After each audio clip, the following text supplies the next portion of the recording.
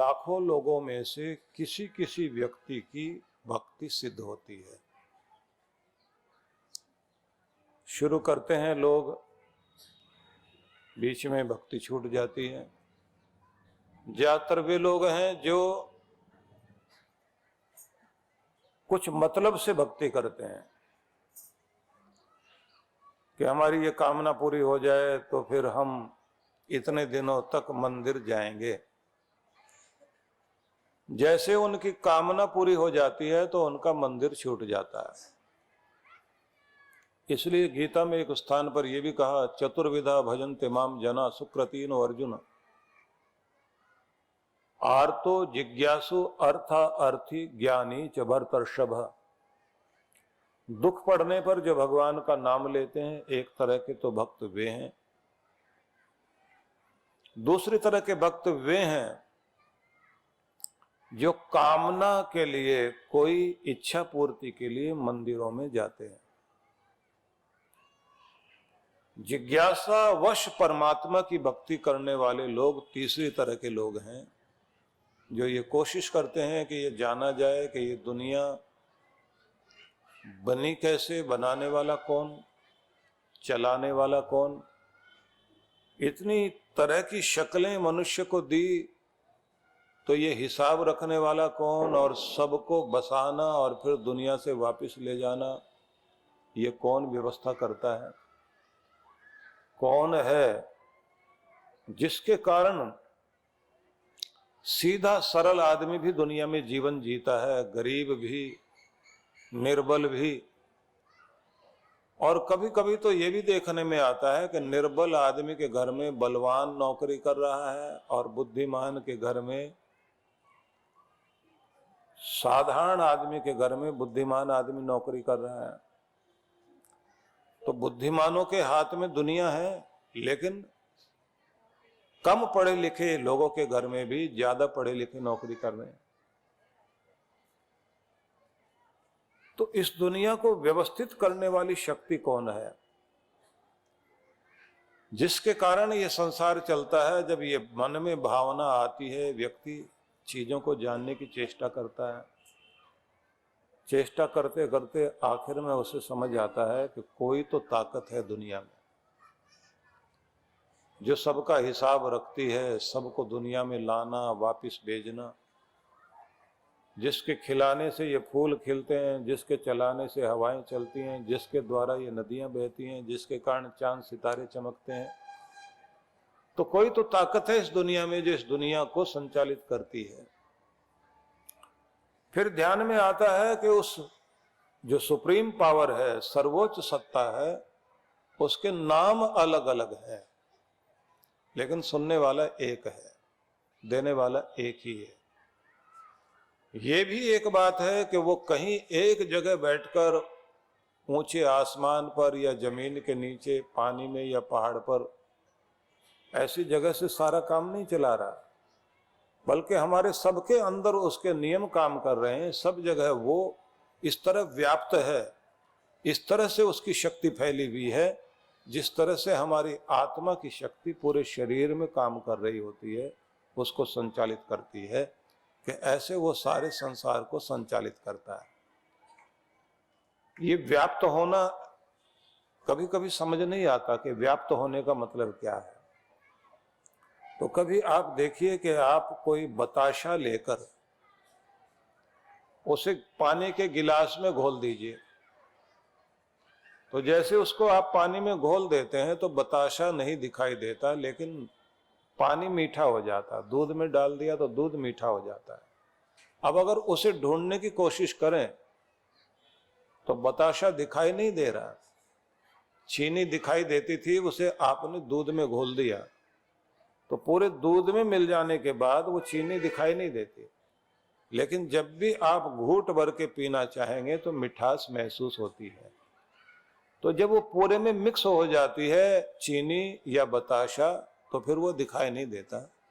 ठीक इसी तरह से परमात्मा पूरे संसार में तो व्याप्त है, उसकी मिठास तो महसूस होती है पर आंखों से दिखाई नहीं देता। इस तरह से वो सब जगह है। जैसे दूध में मक्खन है दिखाई नहीं देगा, पर निकलता तो मक्खन दूध से ही है। तिलों में तेल है, दिखाई नहीं देता, लेकिन तिल से तेल निकलता तो है ना। ऐसे पूरे संसार में परमात्मा है, आंखों से दिखाई नहीं देता, लेकिन उसको अनुभव करने के लिए आपको अपनी साधना में, भक्ति में बैठना होता है। तो जैसे जैसे व्यक्ति का मन जिज्ञासा में आगे चलता जाता है, परमात्मा की अनुभूति होती है। तो ऐसी स्थिति कहलाती है जिज्ञासु की। जिज्ञासु व्यक्ति जो है, जिज्ञासा में आकर के परमात्मा की भक्ति करता है। लेकिन एक चौथा व्यक्ति भी होता है जिसको कहते हैं ज्ञानी, तत्वदर्शी। वो अपनी समझ से, ज्ञान से, सत्य की परख से उस निचोड़ तक पहुंच जाता है जहां से भगवान की अनुभूति होने लगती है। तो उसका चलना फिरना, उठना बैठना भक्तिमय हो जाता है। तो 4 तरह के भक्त इस दुनिया में हैं, लेकिन ये ध्यान रखिए, इन सब में भी वह व्यक्ति दुर्लभ है कि जिस व्यक्ति की भक्ति सिद्ध हो जाती है। जो अपनी भक्ति को सिद्ध करना चाहते हैं, तो उन लोगों के जीवन में बहुत अच्छे से नियम आ जाते हैं, अनुशासन आ जाता है। वो संकल्प करके अपने जीवन को चलाते हैं। तो इसलिए सुबह उठेंगे, जब दुनिया सोई पड़ी रहेगी आलस्य में, तो ऐसे लोग उस समय जागते हैं, ब्रह्म वेला का लाभ लेते हैं। ऐसे लोगों को बोलते हैं उषर बुद्ध। उषा वेला में जागृत होकर जो बुद्धत्व को प्राप्त करते हैं, ज्ञानी होते हैं, ऐसे लोग ब्रह्म वेला का सबसे ज्यादा लाभ लेते हैं। तो 4 बजे से जागकर भक्ति करना, और सूरज निकल आए उसके बाद भी आधा 1 घंटे तक अपनी भक्ति, ज्ञान अर्जन, पढ़ना पढ़ाना, चिंतन मनन, ये सब करना उन लोगों के जीवन में जारी रहता है। इसलिए जल्दी सोकर जल्दी उठ जाते हैं। तो सुबह जो लोग जल्दी सोकर उठते हैं, तो उस समय सेहत भी मांगते हैं, अच्छा स्वास्थ्य, ज्ञान भी, भक्ति भी, सेवा भी, समृद्धि भी भगवान से मांगते हैं। इसलिए कहा गया ब्राह्मे मूर्ति बुद्धेत, ब्रह्म वेला में जागना चाहिए।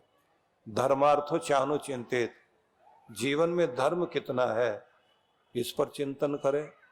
धन बढ़े, पर उससे ज्यादा जीवन में धर्म बढ़े। परमात्मा से और चीजें मांगे, मेरे घर में प्रेम रहे, मेरे घर में शांति रहे, तो साथ में ये भी मांगे मेरे घर में धर्म भी बढ़े, अच्छे संस्कार बढ़े, बड़ों के प्रति मान हो, ईश्वर के प्रति श्रद्धा हो, सत्कर्मों में रुचि हो, सेवा करने में आनंद आए, देकर खुश हो, कमाएं और साथ में इज्जत भी कमाएं। ये सब चीजें सुबह सुबह उठकर व्यक्ति को चिंतन भी करना है, भगवान से मांगना भी है। धर्मार्थो चानो चिंतित, धर्म अर्थ का चिंतन करना, ज्ञान का चिंतन करना। काय कलेशाश्च तन मूलान, शरीर में अगर रोग है, या जीवन में कोई झंझट है, या घर में कोई क्लेश है, तो उसकी जड़ तक जानने की कोशिश करनी चाहिए कि हम बीमार होते हैं तो क्यों, पीछे रह जाते हैं तो क्यों, हमारे सीखने में कौन सी कमी है, हमारे जानने में कुछ बाकी है। क्योंकि बुद्धिमत्ता में हम किसी से कम नहीं है, लेकिन फिर भी अगर दूसरे आगे जा रहे हैं तो उन्होंने कोई नई चीज सीखी हुई है जो हमने नहीं सीखी, वो हमें सीखना चाहिए। जब हम उसे सीखते हैं तो उस नॉलेज के आते ही फिर हम भी आगे जाने लगते हैं। इसलिए हमें वो सीखना। काय कलेशाश्च तन मूलान वेद तत्वार्थ में है। और पवित्र ग्रंथों का पठन पाठन, अपने जीवन में पवित्र ग्रंथ का प्रकाश करना चाहिए। साथ में समर्पण करना चाहिए। जो तुद भावे साईं भलिकार, तू सदा सलामत निरंकार। जो तुम्हें पसंद है मेरे प्यारे प्रभु, वो मैं स्वीकार कर लूं। तेरी मर्जी में राजी रहूं, तेरा भाना मीठा लागे, तुम्हारे द्वारा दिया गया फल मुझे प्यारा लगे, जो कुछ तुम दे रहे हो उसे मैं स्वीकार करूं, खुशी खुशी स्वीकार करूं। तो जब आप प्रभु के दिए हुए को स्वीकार करते हैं, शांत और सहज रहते हैं, तो आप अपने जीवन में संतुष्टि अनुभव करते हैं।